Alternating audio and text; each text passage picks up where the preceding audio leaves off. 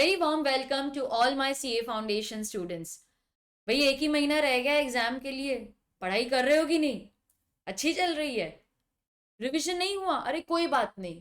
We are going to start revision lectures very soon on your channel Theory Masters Learning. तो follow करना, hit the bell icon ताकि आपको notification आ जाए for the revision lectures. Yes, we are conducting those revision lectures in English only for the benefit of all the students. We will revise all the acts in a series of 5 revision lectures. There are revision lectures for BCR also, but let us finish law first. ठीक है, तो बहुत जल्द we are starting with revision. Live revision lectures रहेंगे fun interactive way में. आपने कभी ऐसे revision lectures attend किए ही नहीं होंगे, उसकी गारंटी है. तो subscribe to your channel theory masters learning. और योर इसीलिए मैं हमेशा बोलती हूँ because it is your channel. You request for videos and we make videos on those concept. जैसे आज किसी स्टूडेंट ने रिक्वेस्ट किया था कि ma'am condition as to quality और फिटनेस पे भी एक वीडियो बना दीजिए हमारे लिए. So your wish is my command. Here I am making a video on quality and fitness of goods. ठीक है, so in this video we are going to discuss the condition as to quality और fitness. It comes in sale of goods act.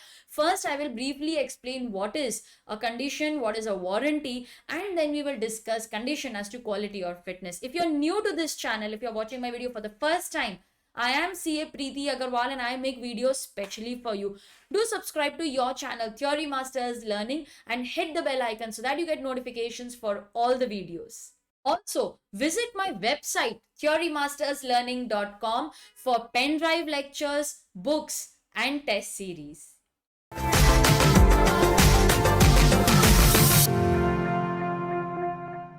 So students, before we discuss condition as to quality or fitness of the goods, let us first understand what is the meaning of a condition and how is it different from warranty.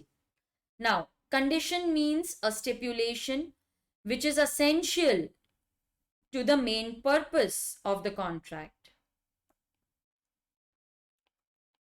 Okay, it is a stipulation which is essential to the main purpose of the contract. That is the very reason for us buying those goods. Now let's say for example, I bought a car for touring purpose. I wanted to take it to a mountainous region. The salesperson suggested कि ma'am nano खरीद लो. Now I relied on his skill, I relied on his judgment, I purchased the car. Then I realized that it is not at all suitable for my purpose. I don't want that car. If the very purpose for which I am buying the car is not satisfied, I don't want that car. I can reject the goods. I can terminate the contract. Okay, I can terminate the contract. And in case I have suffered loss, I can claim the damages also. Now, what is a warranty? Warranty is a stipulation which is only collateral, additional to the main purpose of the contract. Okay, so warranty is only collateral to the main purpose of the contract. You cannot terminate the contract. You can only claim damages. Now, let's say that I wanted to buy a car for touring purpose. The car was fit for touring, but heater did not work when required. हम mountain region पे पहुंच गए. Heater start किया, heater चला ही नहीं, बहुत ठंड थी. So only an additional purpose could not be satisfied no of heating. Main purpose तो आपका सेटिस्फाई हो गया. It is not breach of condition, it is just breach of warranty. You can not terminate the contract, you can only claim damages. So what is a condition? It is essential to the main purpose of the contract. Breach will give you the right to terminate the contract and claim damages. But warranty, it is only collateral, it is additional to the main purpose of the contract. You cannot terminate the contract, you can only claim damages. Now the student requested me to do a video on specifically condition as to quality or fitness of the goods. So let us understand only that particular condition. Now students, the notes which you can see on the screen, they are it is my textbook. These whatever you can see is extract from my textbook for CA Foundation Business Law. If you would like to purchase this textbook, you can visit my website theorymasterslearning.com. Whatever you see is in a very simple easy to understand, easy to remember language. आपको तो video के and में ये पता चल ही जाएगा, but बहुत बार students मुझे नोट्स के बारे में पूछते हैं कि मैम आप पढ़ा रहे हो कौन सी बुक है, ये मॉड्यूल तो नहीं लग रहा है. So this is my text book for business loss. You can purchase this from my website theorymasterslearning.com. चलो, so let us discuss condition as to quality or fitness of the goods. Basically बताऊं आपको, there is no condition, there is no warranty also as to the quality or fitness of the goods. अब आपको क्या goods चाहिए, क्या quality के goods चाहिए, क्या पर्पस के लिए चाहिए, ये सेलर को कैसे पता चले? How will the seller know the quality of the goods that you desire, the purpose for which you are asking? वो सेलर को कैसे पता चलेगा? Now let's say for example कि आप है ना टिफिन बहुत घुमा देते हो, तो आपकी मम्मी ने एक बार आपको बोला कि तुम खुद जाके टिफिन लेकर आओ, तुम हमेशा कंप्लेन करते रहते हो that the food is always cold, I want hot food, so this time you only go and by the tiffin box. तो आप चले गए शॉप में, आपने शॉपकीपर से कहा कि भैया एक बहुत अच्छा सा टिफिन बॉक्स दिखाना, तो उसने अच्छे टिफिन बॉक्स आपको दिखा दिए. You selected one tiffin box, you came home. Next day mom gave you food in that box. Again in the evening you complain कि मैम मम्मा ये खाना तो बहुत ठंडा हो गया वहां पर. आपकी मम्मी ने बोला भी खुद ही टिफिन लेकर आयो, जाओ कंप्लेन करो, उसको रिटर्न करो. आप चले गए शॉपकीपर के पास में, आपने बोल दिया शॉपकीपर अंकल मुझे बच्चा देख के आपने ऐसा टिफिन बॉक्स दे दिया ना, इसमें तो खाना ठंडा हो जाता है. शॉपकीपर ने बोला बेटा you did not tell me कि क्या पर्पस के लिए गुड्स चाहिए. आप बोलते कि आपको खाना गर्म रखना है तो मैं वैसा टिफिन दे देता, आपने बताया ही नहीं, तो भाई ये तो मैं वापस नहीं ले सकता. So there is no condition, there is no warranty as to the quality or fitness of the goods. वो तो बायर को ही चेक करना पड़ेगा ना कि उसको क्या पर्पस के लिए गुड्स चाहिए, क्या क्वालिटी के गुड्स चाहिए. फिर यहाँ पर स्टूडेंट्स मुझे पूछते हैं कि मैम व्हाट इफ सेलर को हमने बताया था कि we need the goods for let's say I want the tiffin box की जो जिसमें खाना गर्म रहे, मैंने पर्पस बताया था, I relied upon his skill and judgement to select the best goods, और फिर अगर खाना ठंडा हो जाता है then can we return the goods? Yes, then it applies. तो ये एक एक्सेप्शन हो जाएगा. तो कंडीशन एज टू क्वालिटी और फिटनेस ये बोलता है कि there is no condition, there is no warranty as to quality or fitness of the goods. Buyer must check the goods before buying. Buyer beware. The rule of caveat emptor applies. How will the seller come to know the purpose for which the goods are required? How will the seller come to know the quality that the buyer desires? So implied तो बिल्कुल नहीं है. हाँ, exception जरूर है कि अगर अगर बायर खुद अपना पर्पस बता देता है या बायर स्पेसिफाई करता है कि यही क्वालिटी के गुड्स चाहिए and then he relies upon the skill and judgement of the seller, then we can blame the seller. तो बेसिक रूल यही बोलता है that the buyer must satisfy, I will underline that for you, the buyer must satisfy himself about the quality as well as the suitability of the goods. The rule of caveat emptor applies here. देखो मैंने यहाँ पे example भी दिया है आपको. Now my examples are in two format, sentence format as well as the arrow format. तो arrow format से आप समझ सकते हो एग्जाम्पल को, and when you want to convert that into sentence format in the exam तो वो भी हमने यहाँ पर आपको प्रोवाइड किया है. So for understanding and for exam purpose everything is provided to you in the text book itself. A ordered canvas cloth from B without specifying the purpose for which he wants. उसने एक ऐसा cloth order किया which is generally used for packing, लेकिन उसने seller को ये नहीं बताया कि मुझे कौन सा स्पेसिफिक पर्पस के लिए चाहिए. उसने सिर्फ बोला कैनवस क्लॉथ है भेज दे. तो B supplied the goods as per the demand of A ने जो कैनवस क्लॉथ बोला उसने वही दे दिया. Then A found that the cloth was not suitable for his purpose. He wants to reject the goods. Can he do so? नहीं कर सकता. क्या ए ने बताया था क्या पर्पस के लिए उसको वो कैनवस क्लॉथ चाहिए, क्या स्पेसिफिक पैकिंग मटेरियल उसको चाहिए? नहीं बताया था ना. तो how will the seller come to know? You can not blame the seller for your bad selection. So in this case, the buyer should have disclosed the purpose for which he is ordering the goods to the seller to make the seller liable for the breach due of implied condition as to fitness. तो हमने तो buyer को कुछ बताया ही नहीं, so we cannot, हमने seller को कुछ बताया ही नहीं, so we cannot blame the seller. But yes, there are certain exceptions. The first exception is that the buyer has made the purpose known to the seller, जैसे उसने बताया कि मुझे क्लॉथ तो यही पैकिंग पर्पस के लिए चाहिए, इट शुड बी स्टर्डी, क्योंकि मुझे कुरियर करना होता है, so it should stand the weight of the distance, तो वैसा कोई स्ट्रॉन्ग वाला क्लॉथ दो। मैंने जैसे मेरे सेलर को बताया था कि मुझे कार खरीदनी है फॉर टूरिंग पर्पस, तो अगर वो कार सूटेबल नहीं हुई then I can blame the seller, लेकिन अगर मैं पर्पस ही नहीं बताती तो हम सेलर को ब्लेम ही नहीं कर सकते, buyer will have to blame himself for his bad selection. The buyer has relied upon the skill and judgment of the seller to select the best of the goods. The seller has been ordinarily dealing in those goods since a long time. तो तीन conditions क्या है? सबसे पहले तो the buyer has made the purpose known to the seller, कि क्या purpose के लिए मुझे गुड्स चाहिए। He has relied upon the skill and judgment of the seller to select the best goods. Seller तो कई सालों से इसमें डील कर रहा था, उस पर डाउट करने का हमको कोई सवाल ही नहीं था। अनदर एग्जाम्पल देखते हैं, चलो। X purchased a hot water bottle from the chemist. बोलते हैं कि केमिस्ट सुन ना, इसमें हॉट वाटर डाल सकते हैं ना। केमिस्ट बोलते हैं अरे भाई ये hot water bottle hot water के लिए ये डाल सकते हो। So X purchase the hot water bottle from the chemist, उसने बॉइलिंग हॉट वाटर डाल दिया, bottle burst and he was injured. In this case can we blame the chemist? Yes, now yes we can. क्यों? क्योंकि हमने उसे अपना purpose बताया था कि क्या इसमें हॉट वाटर डाल सकते हैं। केमिस्ट को बोलना चाहिए था ना इसमें बॉइलिंग हॉट वाटर मत डालो, केमिस्ट ने कुछ बताया ही नहीं। So we had made our purpose known to the chemist, we relied upon his skill and judgement to select the best of the goods. अगर फिर बाद में उसमें कुछ प्रॉब्लम आ जाती है then can we blame the chemist in this case? Yes.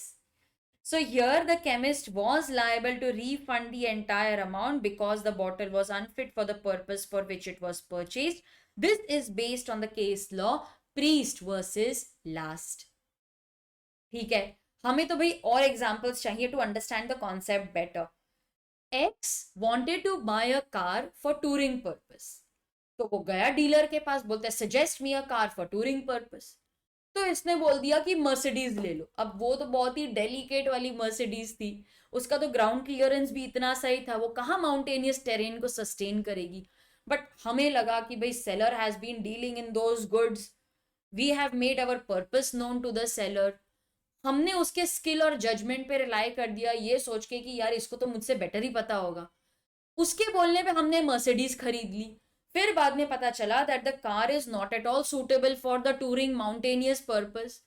Can we reject the goods in this case? Can we blame the seller और should the buyer blame himself? क्या लगता है आपको? Of course the seller is liable. Reason?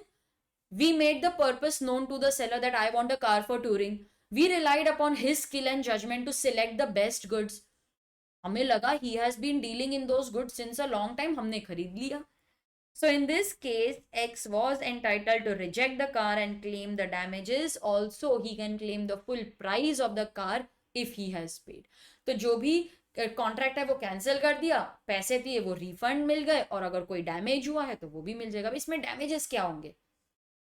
हम गए थे tour पे, हमने तो वहां पर होटल वगैरह भी बुक किया था, car is not at all suitable for touring purpose, हम तो डेस्टिनेशन पहुंच ही नहीं पाए।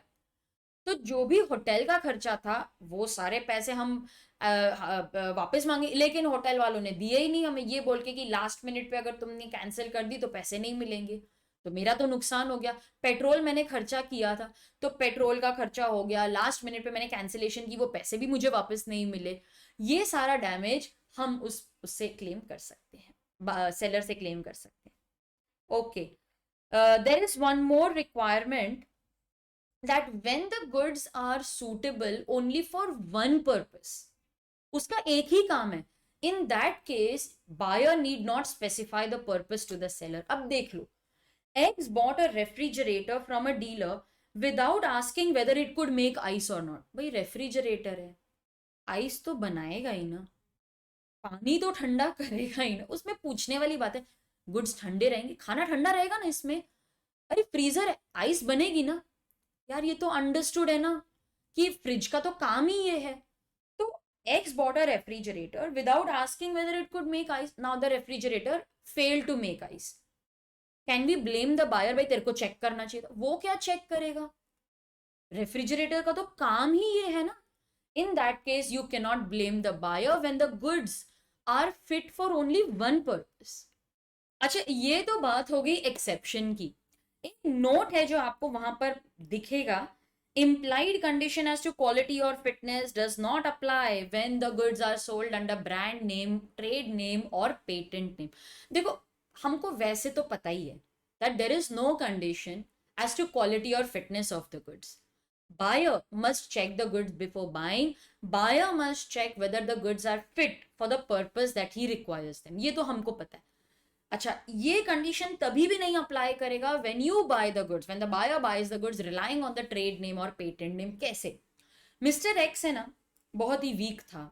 उसने टीवी में एड देख ली कि बॉर्नवीटा पीने से हम बहुत स्ट्रांग हो जाते हैं. तो वो केमिस्ट के पास चला गया, बोलता है I want to buy Bournvita.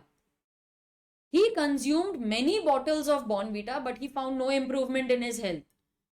Can he go and tell the chemist, अरे क्या दे दिया यार, इतनी बॉटल्स खरीद ली तेरे से, कोई फर्क नहीं पड़ा मेरे वजन पे, पैसे वापस कर मेरे? क्या केमिस्ट उसको उसके पैसे वापस देगा? Can you blame the chemist? नहीं, तुम खुद गए थे ना बॉर्नवीटा मांगने. You relied upon the brand name, the trade name.